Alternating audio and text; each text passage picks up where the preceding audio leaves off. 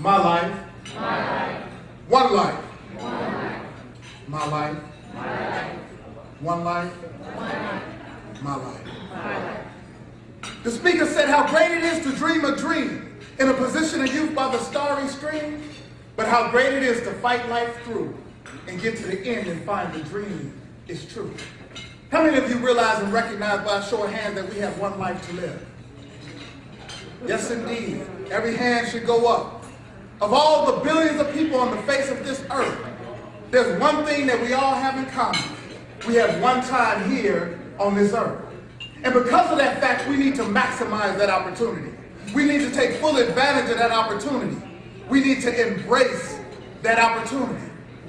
Well, I'm going to talk to you about 4 types of people that I tend to come across in life. You may recognize some of these people. Some of these people may represent who you are and how you live your life.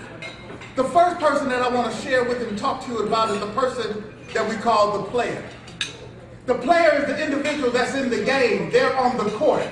They showed up. They say that a player is successful because they passed the show-up test. How many of you know that 80% of success in life is being willing to just show up?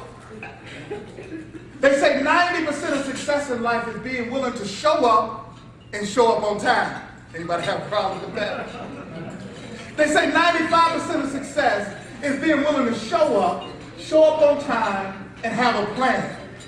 And they say 100% of success, ladies and gentlemen, is being willing to show up on time, have a plan, and then execute that plan. Isn't that what we want our students to understand? Isn't that what we want them to learn? That if they're willing to show up on time, have a plan, and execute it, they can live their dream.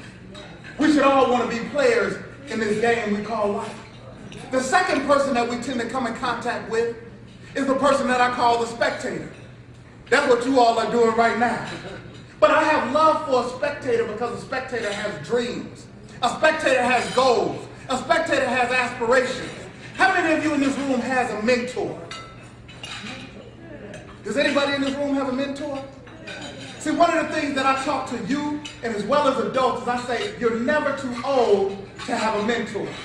I believe no matter where you are in your career, whether you've been teaching for 2 years or for 32 years, there's always someone that you should have in your life, someone that you respect, someone that you can bounce ideas off of. Because how many of you know that sometimes you're right up on a situation and you can't gain the proper perspective? It was my mother, bless her heart, who passed back in 2006, and she told me, son, sometimes you got to take 2 steps back before you can take a step forward. See, as a spectator, you have those goals, you have those aspirations, but sometimes you need somebody to bounce ideas off of. Sometimes you need somebody to talk to. Sometimes you need to believe in the belief that other people have in you until your belief kicks in. See, a spectator is a good thing to be sometimes. And we need to teach our young people to spectate those things that are positive, those things that will lead them to the greatness that they all and that you all have within you. The third person that I tend to come across in life is the person that I call the wanderer. The wanderer is that faculty and staff that didn't get the memo that just started at 7:30 and they're driving around in the parking lot right now wondering where everybody's at. You see, you have 3 types of people. People that make things happen, people that watch things happen, and you always have somebody running up late saying, what just happened? We can't be a Johnny-come-lately to our lives. We can't be a Johnny-come-lately to our careers. We can't be a Johnny-come-lately to our success. We can't be a Johnny-come-lately to our ideas. We can't be a Johnny-come-lately when these students and these young people, men and women, when their lives hang in the balance because they needed somebody to care about them when nobody else did. That's the wanderer. And the wanderer, ladies and gentlemen, the fourth person that I tend to come across in life is the wanderer. They don't even know that there's a game being played. They're walking aimlessly through life. They're filling up the penal institutions. In 1975 in the state of Illinois, there were less than 10,000 people incarcerated. Here, 30-some years later, in 2010, there's almost 50,000 people incarcerated and another 40 to 45,000 people out on some type of parole or probation or electronic monitoring.